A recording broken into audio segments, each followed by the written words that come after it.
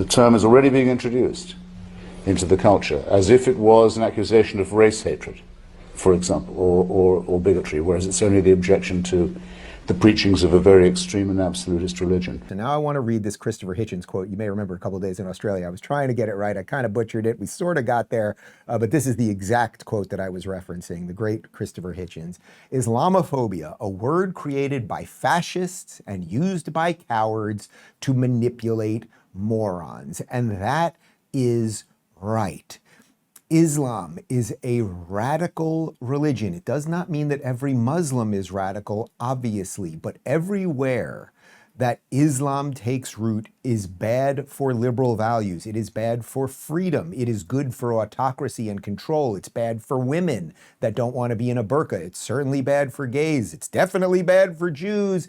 Definitely bad for Christians, definitely bad for Baha'i and Hindus and any other religious faith. That is just the truth. And by the way, it's not that great for nominal Muslims either. There are something like 40, I think it's 48, but you can fact check me. We can check it right now. How many Muslim nations are there? Tell me how it's going for minorities in any of those Muslim majority nations. And then they come to the Western nations and tell you that they are the victims while we're allowing them to be free. It's patently absurd. Here's Christopher Hitchens in 2009. This is very urgent business, ladies and gentlemen, I beseech you. Resist it while you still can, and before the right to complain is taken away from you, which will be the next thing. You will be told you can't complain because you're Islamophobic.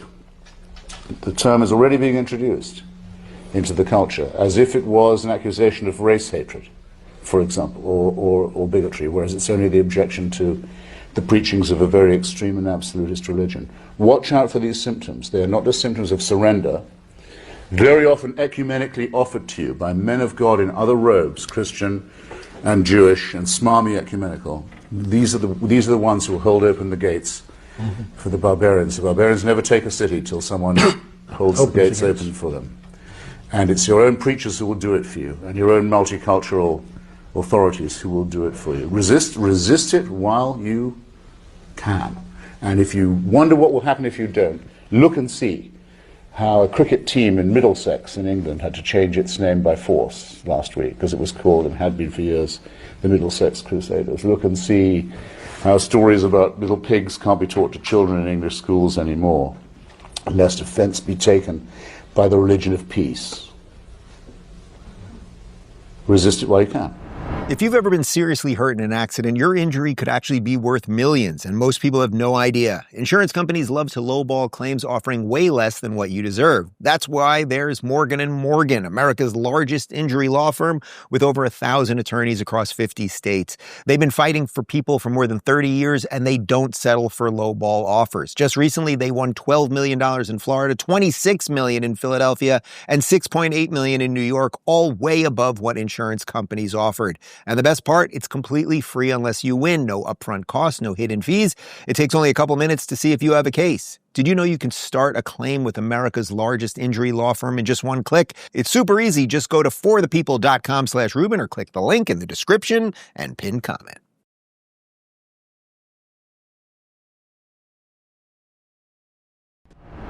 You know, I want to update a quote that I use on this show all the time, and I always credit him for coming up with the original idea, Douglas Murray. One day the barbarians will be at the gate and we'll be debating what gender pronouns to call them. How about one day the barbarians will be at the gate and we'll be debating whether we're Islamophobes or not? That really is the idea here. We know this is not good. We all deep down know it, but it is going to happen. And I love how he talks about the Christian and Jewish leaders who usher this nonsense in.